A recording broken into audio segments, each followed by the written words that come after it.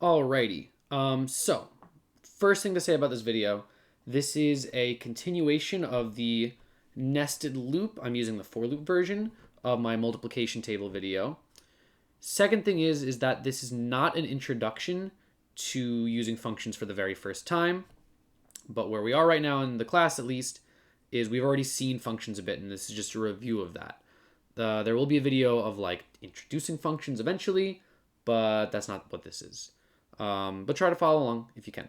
So that's just for, just whatever. Okay. So this is my program for making my multiplication table. It has the first for loop with the I. It has the second for loop with the J. Inside here, I did all of that crazy printing from the previous video. I even added an elif for 3-digit numbers, anything less than 1,000 but greater than or equal to 100. So this could theoretically go up very far and still look good, right? And then I have a little print down here, which just goes to the next line because these ends are not letting me go to the next line. It's just going further to the right. So when I run this, it generates my multiplication table, right? This old news. We already did this, right? It looks good, nice and organized, even with the 3-digit numbers, looks perfect. What we're going to do today is we are going to take this and put it inside of a function so that we can get user input so they can choose how big of a multiplication table they want to print out. And just letting you know, for those of you in my class, this is the instructions of how to do this for an upcoming assignment where you're going to make some sort of nested loop thing and then ask the user for input for the range of your loop so that it knows how to go through it. You can use this to help you out on that, but I will not make a video for that other one, right? Like, this is supposed to help you on that other assignment. Just fair warning. So, first thing we need to do is we need to put this inside of a function. So I'm going to say def to define my function, and I'll call it like table or maybe mult table gen. And that means it's a multiplication table generator. And this is going to take in 2 parameters. It's going to take in a width and a height. I gotta hit colon over there. And now here, since all of these lines, my 4 through 14, are supposed to be in this function, I'm just gonna go in tab left down, tab left down, tab left down, and just tab all these in so the indentation is correct, right? Because in Python, there's no brackets, the indentation actually matters. That's how you tell that this for loop is inside of this function. And then that this J for loop is inside of this I for loop, and that all this stuff in here is inside of this J loop, etc., etc. So now if I run my program, nothing's going to happen because I defined my function, but I never called my function. So let's just test it out. I'm going to call my function. So I will say mult table gen, and I'm going to give it 2 and 3. There's going to be an issue with this though.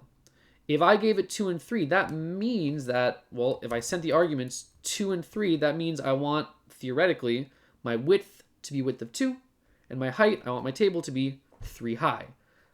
Problem is that when I run this, I still have my 9 by 20, or really 9 by 19. And that's because my ranges over here, it's still just from 1 to 20 and 1 to 10. It never uses the variables width and height. So to make this react to what the user types in, we just need to, instead of having my bounds being 1 to 20, I'm going to have my bounds be, and look at this really quick. This is 1 to 20. My width goes from 1 to 9 over here. And my height goes from 1 to 19. So really this 1 through 20, this, if you think about it, is the height. And if you didn't think about that right away, and you couldn't figure it out, you can always, play around, try giving the output and see what it looks like. If that's the height, that means that this other edge case is going to be the width. And now if I run it, instead of going from 1 to 20 and 1 to 10, it's going to go from 1 to height and from 1 to width. And I'm going to do 3 and 4 really quick because remember, it's not inclusive. If I run it now, it makes my table a this is a width of 2 and a height of 4.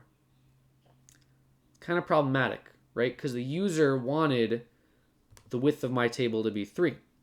But because since we know that when I use range, the second argument in range, it goes up to that, but not including that number. That's why when I put the height at 4, it only goes to 1, 2, 3. It only has a height of 3. So what we need to just do is, all right, we know that the user is going to put in 3 and 4, right? Or they're going to put in whatever numbers they want to put in there, but it's always going to be 1 less than they wanted. They wanted the width to be 3, well, my width was 2. They wanted the height to be 4, well, my height was 3.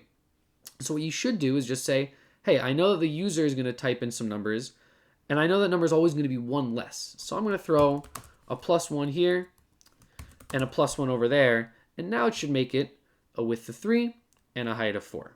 That's what I want. So now that we've got it working where it can accept input from the user, we could just make it, we can make multiple calls and see how it works. So my second table is going to be 5 by 5. And now when I run it, the second table has 5 columns and 5 rows. But what I really want you to be doing is not just making a function such that someone could call it, but I actually want you to make a full program that prompts the user to type in whatever they want, and then it does the work, right? So here's what we need to do. I got to make some variables. So I'll say, user height, and we'll start it out as none. And then user width, and we'll start it out as none. And then I'm just going to say, all right, well, user h is going to be equal to input. Please type in the height of your, or please type in how high you want your, and let's do this. Let's go like bang, plus, and now we're over here, right? I'm just doing it so it fits on one line. With the zoomed in, you can see what's going on. Please type in how high you want your multiplication table. And it's just enough room that I think I'm okay with it, right? Boom. Please type in how high you want your multiplication table. And then I'll say that's the height. And then I'll say, well, the user's width that they're choosing is going to be equal to, very similar, but we'll just say input, please type in how wide you want your multiplication table. And I might even just do a blank input just to give a welcome to the user, right? I might say, hello, welcome to my multiplication table. Let's do this, the plus. I keep running out of space here. Boom. The plus so I can go to the next line. Program. That's lame. Whatever. By the way, you don't need to be doing this plus sign stuff to go to the next line. It's just that I have to be zoomed in. Normally it's this much space and I'd have it all the way over here. These lines could go a lot further. But because I need to zoom in for the sake of this so you can see it, I'm just doing these pluses. It's a little too zoomed in. I'm just doing these pluses so that, I'm not running out of space on the line. You don't need to do it. It could all just be in a single line, one long print statement there. If I run this program now, I'm not going to get a multiplication table, but I will get this user input, this user prompting. So let's do that. I'll run it. And what's the error? Bad input user H.